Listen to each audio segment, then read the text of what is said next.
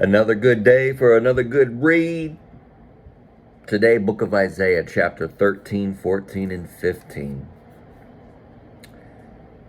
Chapter 13, a message about Babylon. Isaiah, son of Amoz, received this message concerning the destruction of Babylon. Raise a signal flag on a bare hilltop. Call up a mighty army against Babylon. Wave your hand to encourage them as they march into the palaces of the high and mighty. I, the Lord, have dedicated these soldiers for this task. Yes, I have called mighty warriors to express my anger, and they will rejoice when I am exalted. Hear the noise on the mountains. Listen as the vast armies march. It is the noise and shouting of many nations. The Lord of Heaven's armies has called this army together. They come from distant countries, from beyond the farthest horizons. They are the Lord's weapons to carry out his anger. With them he will destroy the whole land. Scream in terror, for the day of the Lord has arrived, the time for the Almighty to destroy. Every arm is paralyzed with fear. Every heart melts, and the people are terrified. Pangs of anguish grip them, like those of a woman in labor. They look helplessly at one another, their faces aflame with fear. For see, the day of the Lord is coming, the terrible day of his fury and fierce anger. The land will be made desolate, and all the sinners destroyed with it. The heavens will be black above them. The stars will give no light. The sun will be dark when it rises, and the moon will provide no light. I, the Lord, will punish the world for its evil, and the wicked for their sin. I will crush the arrogance of the proud and humble the pride of the mighty.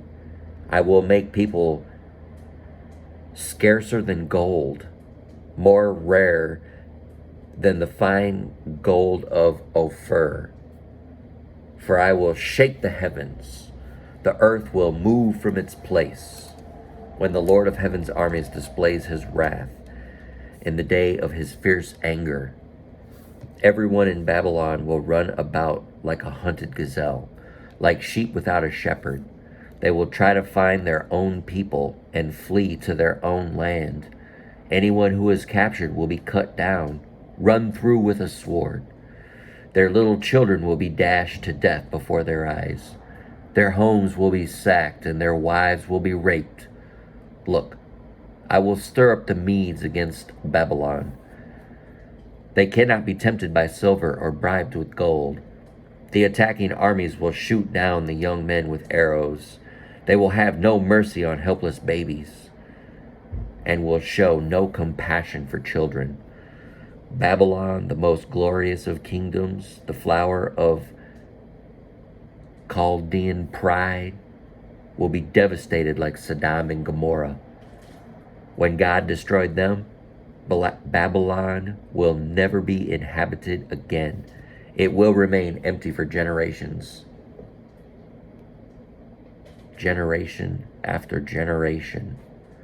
Nomads will refuse to camp there, and shepherds will not bend down their sheep. Desert animals will move into the ruined city, and the houses will be haunted by howling creatures. Owls will live among the ruins, and wild goats will go there to dance. Hyenas will howl in its forests, and jackals will make dens in its luxurious palaces. Babylon's days are numbered. Its time of destruction will soon arrive. Chapter 14, a taunt for Babylon's king. But the Lord will have mercy on the descendants of Jacob. He will choose Israel as his special people once again. He will bring them back to settle once again in their own land, and people from many different nations will come and join them there and unite with the people of Israel. The nations of the world will help the Lord's people to return, and those who come to live in their land will serve them. Those who captured Israel will themselves be captured, and Israel will rule over its enemies. In that wonderful day when the Lord gives his people rest from sorrow and fear, from slavery and chains, you will taunt the king of Babylon. You will say, "The mighty man has been destroyed. Yes, your insolence is ended. For the Lord has crushed your wicked power and broken your evil rule. You struck the people with endless blows of rage and held the nations in your angry grip with unrelenting tyranny. But finally the earth is at rest and quiet. Now it can sing again. Even the trees of the forest and the cypress trees and cedars of Lebanon sing out this joyous song. Since you have been cut down, no one will come now to cut us down. In the place of the dead there is excitement over your arrival. The spirits of the world leaders and mighty kings long dead stand up to see you. With one voice they all cry out, "Now you are as weak as we are. Now your might and power are buried with you. The sound of the harp in your palace has ceased. Now maggots are your sheet and worms your blanket. How you are fallen from heaven, O shining star, son of the morning. You have been thrown down to the earth, you who destroyed the nations of the world. For you said to yourself, I will ascend to heaven and set my throne above God's stars. I will preside on the mountain of the gods far away in the north. I will climb to the highest heavens and be like the Most High. Instead, you will be brought down to the place of the dead, down to its lowest depths. Everyone there will stare at you and ask, can this be the one who shook the earth and made the kingdoms of the world tremble? Is this the one who destroyed the world and made it into a wasteland? Is this the king who demolished the world's greatest cities and had no mercy on his prisoners? The king of the nations lie in stately glory, each in his own tomb, but you will be thrown out of your grave like a worthless branch, like a corpse trampled underfoot. You will be dumped into a mass grave with those killed in battle. You will descend to the pit. You will not be given a proper burial, for you have destroyed your nation and slaughtered your people. The descendants of such an evil person will never again receive honor. Kill this man's children. Let them die because of their father's sins.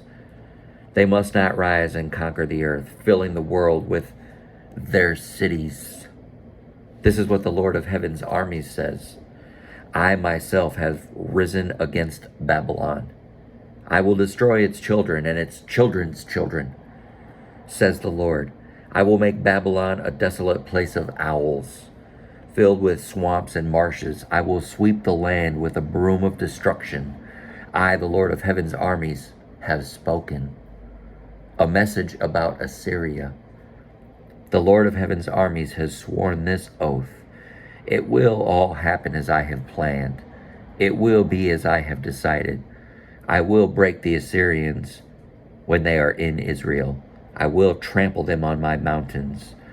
My people will no longer be their slaves, nor bow down under their heavy loads.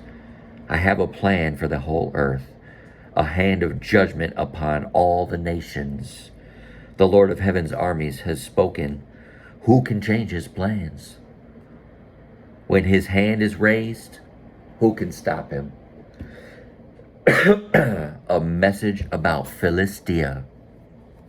This message came to me the year King Ahaz died. Do not rejoice, you Philistines, that the rod that struck you is broken, that the king who attacked you is dead. For from that snake a more poisonous snake will be born, a fiery serpent to destroy you. I will feed the poor in my pasture. The needy will lie down in peace. But as for you, I will wipe you out with famine and destroy the few who remain. Wail at the gates. Weep in the cities. Melt with fear, you Philistines. A powerful army comes like smoke from the north. Each soldier rushes forward, eager to fight. What should we tell the Philistines' messengers? Tell them the Lord has built Jerusalem. Its walls will give refuge to his oppressed people. Chapter 15. A message about Moab. This message came to me concerning Moab. In one night the town of Ar will be leveled. The city of Kir will be destroyed. Your people will go down. Your people will go to their temple in Dibon to mourn. They will go to their sacred shrines to weep. They will wail for the fate of Nebo and Medeba, shaving their heads in sorrow and cutting off their beards. They will wear burlap as they wander the streets. For every home in the public square will come the sound of wailing. The people of Heshbon and Elelek will cry out. Their voices will be heard as far away as Jahaz. The bravest warriors of Moab will cry out in utter terror. They will be helpless with fear. My heart weeps for Moab. Its people flee to Zoar and Eglath Shilishah. Weeping, they climb the road to Luhith. Their cries of distress can be heard all along the road to Horonaim. Even the waters of Nimrim are dried up. The grassy banks are scorched. The tender plants are gone. Nothing green remains. The people grab their possessions and carry them across the ravine of willows. The cry of distress echoes through the land of Moab, from one end to the other, from Eglaim to Bir Elim. The stream near Dibon runs red with blood, but I am still not finished with Dibon. Lions will hunt down the survivors and those who try to escape, and those who remain behind.